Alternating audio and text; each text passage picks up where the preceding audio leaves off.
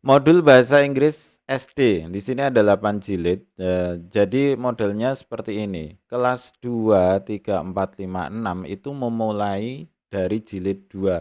Jadi kelas 2, 3, 4, 5, 6 itu dimulai dari jilid 2. Nah, konsepnya seperti ini. Jadi, misalkan kelas 5 SD kok baru mulai mau ke Inggris, baru mau mulai belajar pakai English Skill, ini tetap mulainya dari jilid 2.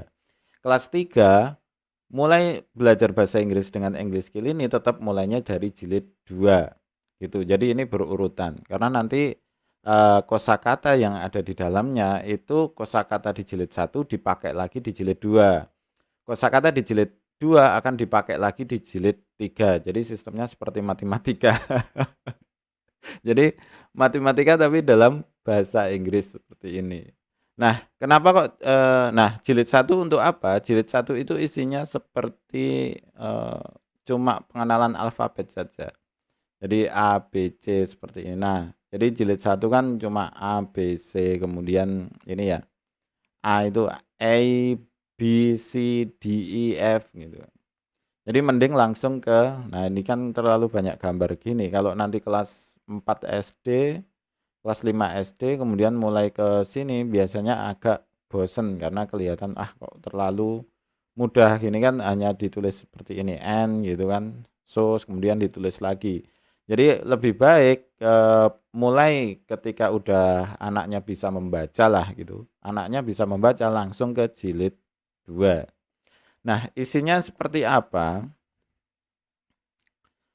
Sangat simpel sekali seperti ini. Jadi sebenarnya sangat simpel.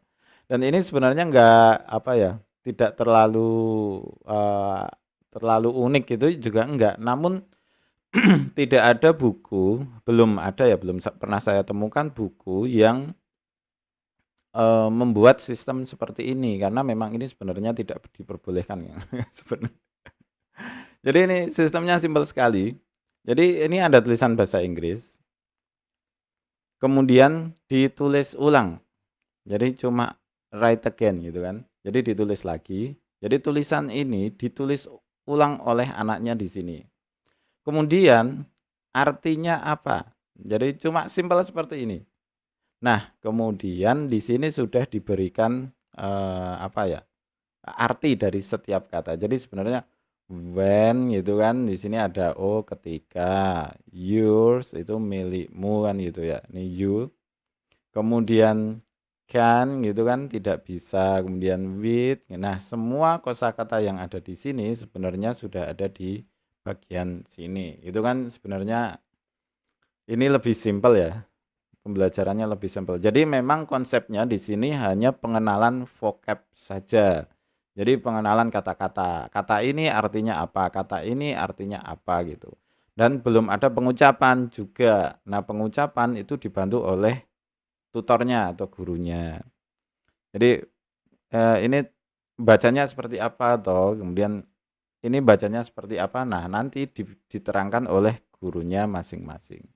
Jadi sistemnya seperti ini, kemudian hampir seperti ini terus untuk jilid 2.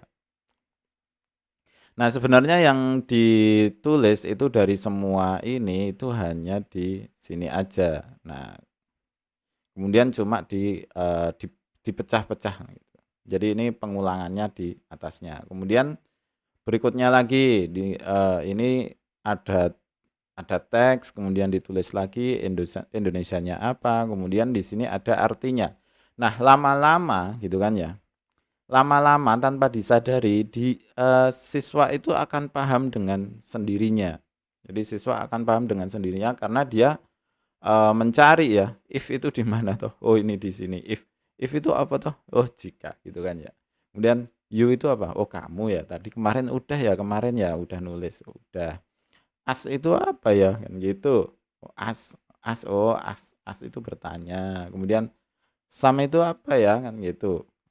Someone, seseorang. Di sini someone. Oh, ini berarti satu kata seseorang gitu kan. Jadi nanti siswa itu akan paham dengan sendirinya tanpa harus berpikir keras. Jadi kan biasanya ya teknik-teknik yang Yang dipakai itu adalah kita menghafalkan if, jika someone, seseorang, says, berkata, to, untuk, must, harus, it-nya gitu kan.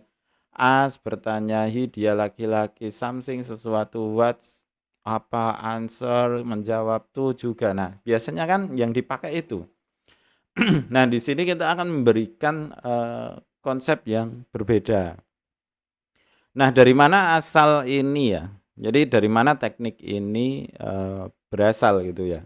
Jadi ini pengalaman saya sendiri ketika kuliah. Jadi saya bahasa Inggrisnya memang kurang bagus. Jadi pas kuliah itu dipaksa harus bisa bahasa Inggris.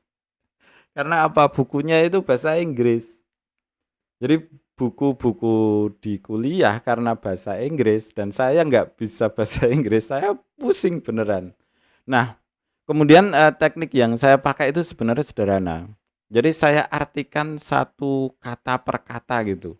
Jadi baca satu halaman itu pertama kali sehari penuh itu. Jadi pas libur saya pengen baca itu benar-benar saya bukai kamus gitu. Dulu belum ada internet ya. Jadi saya buka kamus satu-satu saya saya artikan itu perkatanya itu. Perkata saya artikan. Nah, di halaman 2 loh kok mulai mudah gitu kan. Jadi kata-kata yang di halaman 1 kan sudah hampir sama di halaman 2, cuma nanti ada kata-kata yang sulit lagi. Kemudian di halaman 3, nah dalam waktu 1 semester saya membaca teks bahasa Inggris itu sudah nggak kesulitan lagi. Walaupun saya nggak bisa ngomongnya gitu kan. Ngomongnya itu urusan belakangan karena kuliah itu kan yang penting bisa baca, paham. Nah, nanti kan jawab soalnya tetap pakai bahasa Indonesia. Tapi intinya saya dari buku-buku literatur yang dari bahasa Inggris itu bisa mengartikan walaupun cuma kadang nggak 100% terarti semua. Pasti ada dalam satu kalimat ada beberapa kata yang nggak paham. Namun itu tidak disengaja, maksudnya saya nggak harus ngapalin setiap kata saya hafalin gitu kan, enggak. Jadi saya nggak ngafalin waktu itu, nggak menghafalkan apapun. Yang pasti ketika ada kata sulit saya tulis lagi. Jadi saya seperti eee, belajar kitab kuning gitu loh. Jadi teksnya itu bahasa Inggris, di bawahnya itu ada teks bahasa Indonesianya gitu kan, per kata satu-satu gitu. Nah, kemudian muncullah metode English skill ini. Jadi metode English skill itu kalau di asal muasalnya itu seperti itu. Jadi pengalaman sendiri aja sebenarnya, pengalaman sendiri kemudian saya terapkan atau aplikasikan di sebuah modul itu, modul English skill. Nah, English skill ada 8 jilid. Nah, bentuknya seperti apa aja? Ini hampir-hampir sama seperti itu semua sebenarnya. Kita masuk ke jilid 6 misalnya. Nah, hampir-hampir sama seperti ini. Kemudian oke, hampir-hampir sama. Jadi write the Indonesian meaning kan gitu, hampir-hampir sama seperti ini. Kemudian cuma arrange the word gitu kan. Nah, ini mana ini? Nah, ini ada arrange the word. Ya, hampir-hampir sama dengan metode bahasa Inggris yang lain. Nah, seperti ini. Ada apa ya? Ada soal ya, soal pilihan ganda. Jadi ada soal pilihan ganda. Ya, standar lah gitu kan. Nah, kayak gini. Ini udah mulai ke bahasa Inggris yang ke arah-arah SMP lah kayak gitu. Ada verb skill. Kemudian terus seperti ini ada terus.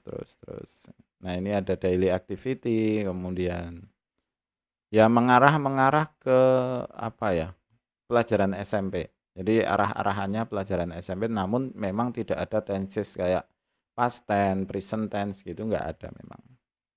Nah, seperti ini. Kayak kira-kira seperti itu untuk modul English Skill. Terima kasih, selamat mencoba dan semoga sukses selalu.